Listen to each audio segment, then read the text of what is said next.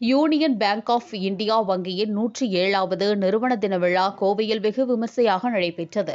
இந்தியாவின் முன்னணி பொதுத்துறை வங்கிகளின் ஒன்றான யூனியன் பேங்க் ஆஃப் இந்தியா கடந்த 1919ஆம் ஆண்டு சேத் சீதாராம் பொத்தார் அவர்களால் நிறுவப்பட்டு மகாத்மா காந்தியால் துவங்கி வைக்கப்பட்டது. கடந்த 1919ஆம் ஆண்டு துவங்கி இன்று வரை யூனியன் வங்கி வாடிக்கையாளர்களுக்கு தமது சேவையை தொடர்ந்து சிறப்பாக வழங்கி வருகிறது. இந்நிலையில் யூனியன் வங்கி தனது 107வது ஆண்டில் அடியெடுத்து வைத்துள்ள நிலையில் யூனியன் வங்கியின் 107வது நிறுவனர் தின விழா இந்தியா முழுவதும் வெகு விமர்சையாக கொண்டாடப்பட்டது.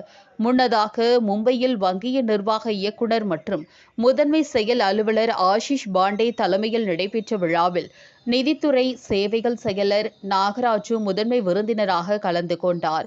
நிகழ்வில் வளரும் பாரதத்தின் தொலைநோக்கு இயக்கத்தில் உதவிடும் இயக்கத்தின் இந்த ஆண்டின் கருப்பொருளான ஒன்றிணைந்து ஒளிரும் எதிர்காலத்தை உருவாக்குவோம் என்ற தலைப்பில் உரை நிகழ்த்தப்பட்டது.